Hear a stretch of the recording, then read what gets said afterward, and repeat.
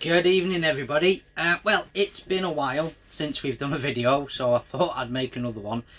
And I did say in one of our very first videos we would do a chat about the chap that normally lives in this tank behind me, which in a moment is on a box on the floor in front, because it'll be easier for me to get out and show you in a second.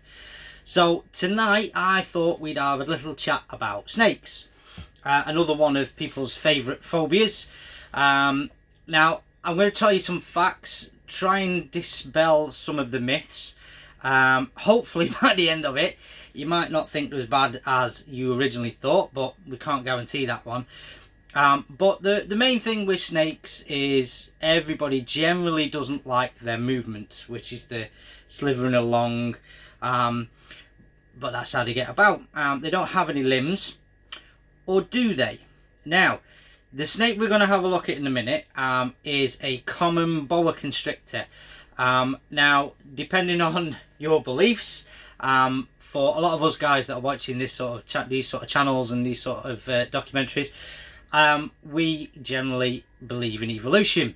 Now, snakes have evolved from an animal very similar to a lizard with 4 limbs, and over the very many years they've lost their limbs and the use of their limbs, and they have developed long slender bodies. Now, some of the what we class as older world of snakes, the boa constrictors and your pythons, actually still have 2 little pelvic bones at the back and 2 tiny little limbs that jut themselves out.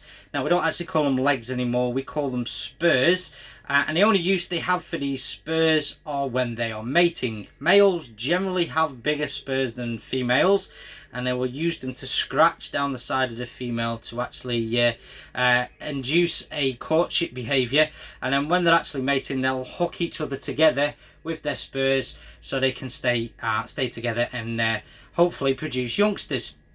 So some snakes still have, in essence, they have 2 legs, and they're 2 little spurry things sticking out the back. Now, if Bob behaves himself for us in a bit, we'll see if we can actually get them out as well. So I'm going to get Bob out anyway, instead of you just watching me talking to the camera. Bob, as we said, is a common boa constrictor, and he's a fairly big chap. There he is. Now, what I am not going to do is I am not going to put him around my neck, because these guys are very powerful little animals. We're just going to let him travel about on his own for a minute. They are very powerful animals. And letting a snake wrap itself around your neck can quite easily put you in very quick danger. So I don't like doing it. I won't do it. If anybody ever comes to one of my shows or comes to have a chat with us, we will let you stroke them. We will place snakes on your hands, but we will never put one around your neck or shoulders. That's that little bit out of the way. So first things first, he's coming straight to the camera now, which is quite good. Can you see him licking his tongue out? Snakes don't smell with their nose, they smell with their tongue. There you go. What a shot that is. They taste the air. They can taste a single molecule in a cubic meter of air. So in essence, if the wind's blowing in the right direction, this little guy could probably smell his dinner probably 3 or 4 miles away quite easily. And the reason that a snake's tongue is forked, I tell you what, I couldn't even write this, could I? How perfect is that? The reason that a snake's tongue is forked is for it to smell the direction. If it's on the left part, it's coming from the left, right, and if it's smelling it on both equally, it knows it's straight in front of it, which is also why you'll see a snake, when it's smelling, turning its head and turning its tongue so it can get the direction of the scent that it's looking for. This little chap's had his dinner a few days ago, so he's not really looking for food. He's just having a big mooch around because he's not been out for a few days. So we'll keep him up and high here. So that's him licking his tongue out. Now, before we get too carried away, what I will do now is I will try and show you. He's wrapped himself around a chair. I will try and show you these little legs we were talking about before. So if I can just manoeuvre him round, we'll let his head go down there for a minute. And can you see that little spurry thing sticking out there? There we go. There's one there and one on the other side there as well. They are the remnants, come back here you, they are the remnants of legs. There we go. But that's only on boas and pythons. It's not found on any other snake. Now, most people think even that snakes are nasty, horrible things that are out to eat you, or kill you, or crush you, or whatever you may think they may do. First off, they don't really want to eat you. Most of us, or near enough every single one of us, is way too big for a snake to eat.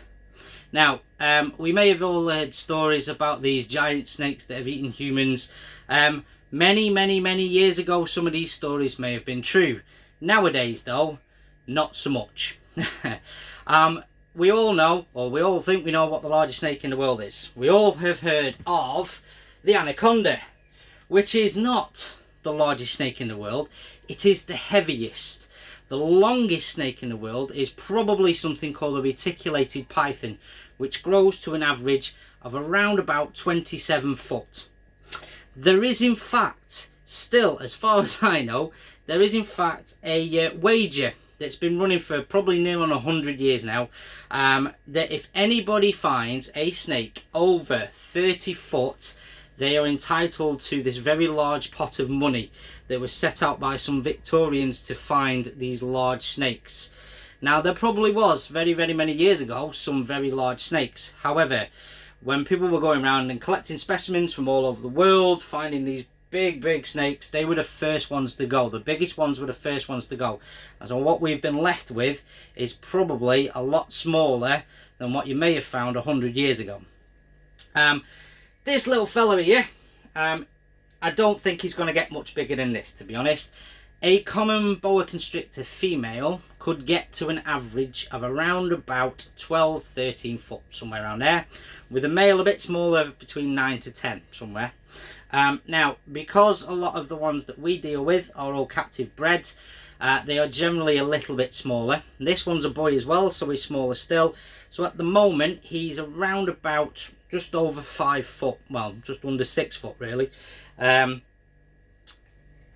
I don't think he's going to get that much bigger than what he is, because he's around about 6 years old now. So he is pretty much as big as he's going to get, but he's still quite a big fella. If I take his middle back again, you can see his middle there. There you go. Little Bobby. You know, he's grown up with us, so he's quite happy. He's quite used to all this handling and people being around him. There we go. You're going for the camera again. The other thing that we quite often get asked when we're out and about doing our shows is, how do they crush their dinner? My usual answer is they don't, because snakes don't actually crush. What they do is they try to suffocate. What they will do when they grab hold of their food, now he's got anywhere up to the region of about 100 teeth in that mouth. They're on 4 rows, 2 at the top, 2 at the bottom, and their teeth are angled backwards. So when they grab hold of their dinner, they've got hold of it and they're not letting go. So then what they do, they wrap themselves around the animal and start to squeeze. Now, this is the clever bit. They're not actually trying to crush their food, because if they try to crush, what could happen is bones will start to break. Now, we all know ourselves, when we watch any sports, if somebody breaks a bone, the bone doesn't always stay inside the body. So if you're crushing an animal around its rib cage, you don't really want all the bones pinging into you. So what they do instead is they start to squeeze a little bit, which restricts their breathing. So what snakes do is they suffocate. They don't try and crush, they suffocate their food, they suffocate their dinner. So as the animal squeezes, the animal it's got hold of, which for him could be a rat or a rabbit or something like that, it will find difficulty in breathing. As it tries to breathe out, the snake will squeeze a little bit more, so it can't breathe in again. So it gets harder and harder for this animal to breathe, and eventually it suffocates. Now, as it's doing this snake, or all snakes, are feeling the animal's heartbeat. They have a very sensitive belly. Now, I don't know if you can really see that on the camera, but as I come down, he kind of ripples with my finger. There you go. They have a very sensitive belly. So as they're squeezing their prey, as they're squeezing their dinner, they can feel the animal's heartbeat. Now as the heart slows down, the snake knows it's winning. When it feels the heart has stopped, the snake knows it's won. And then it's time to eat. So these animals, they're not trying to crush their food, they suffocate it, they stop it from breathing, and they feel for the animal's heartbeat to know that it's succeeded.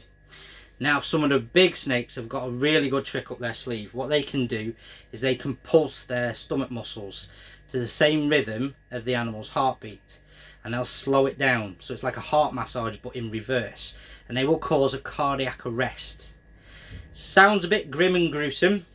It's a lot quicker way to go than being eaten by a lion, which will start eating you before you're dead.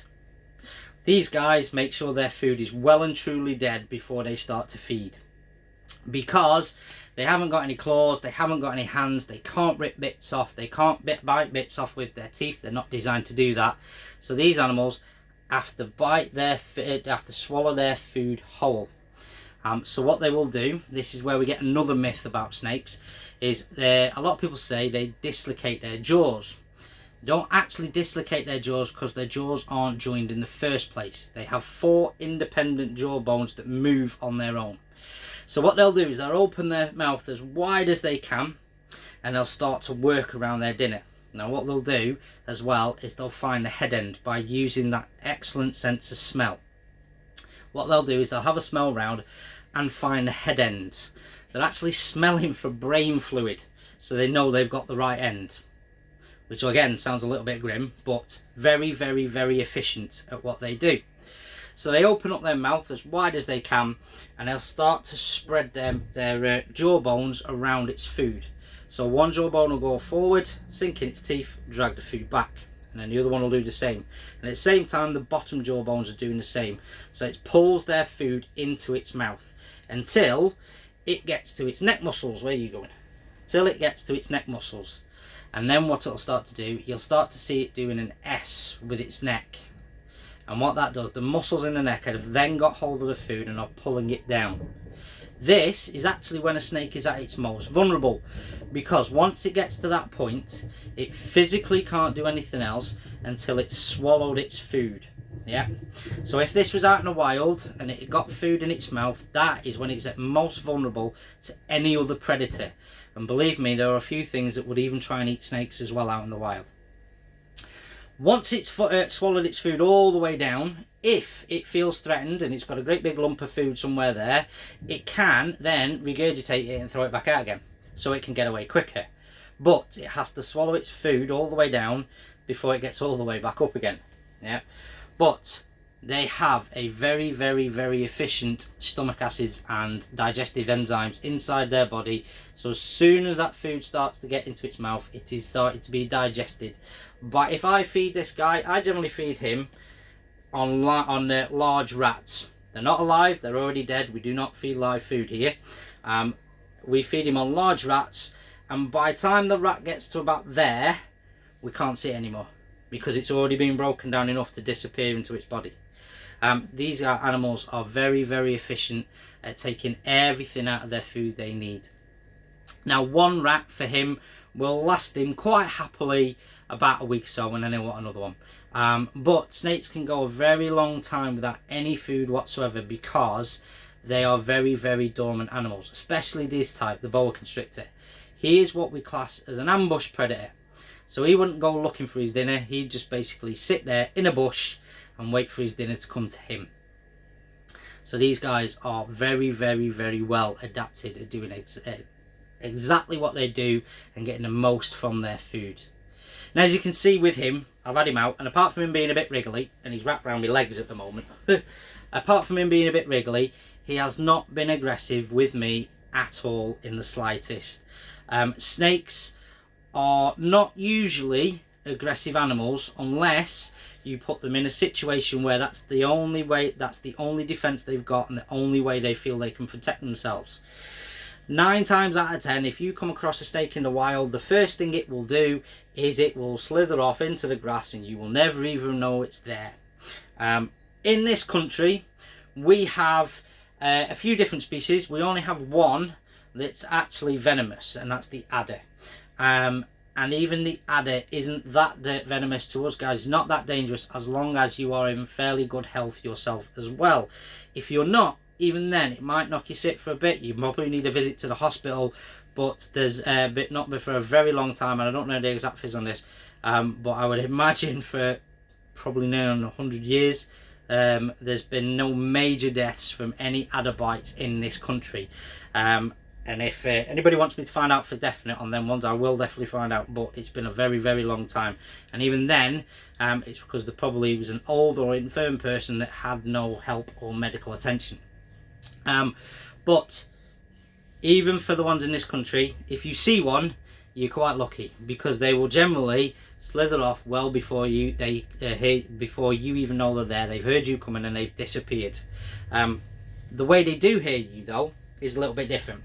Snakes haven't actually got any ears. If you look on him, he's got no earlobes, he's got no ear holes, he's got nothing on the side of his head. However, he has got the ear bones inside his head. So what snakes will do is they will lay their head flat on the floor and feel the vibrations. So that's how they hear you coming well before you see them.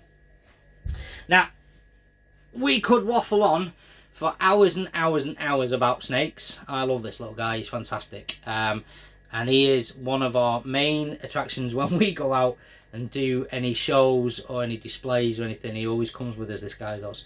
But thanks for listening, folks. Hope you learnt a little bit something. Hope maybe we've dispelled some myths and eased your fears a little bit as well. If you have any questions, if you want to ask anything else, if you want me to talk about anything else in the future, we've got a couple of plans for other videos to come up over the next few weeks with another make as well with one of the kids. So thanks again. Hope everybody's staying safe, and we'll speak to you soon.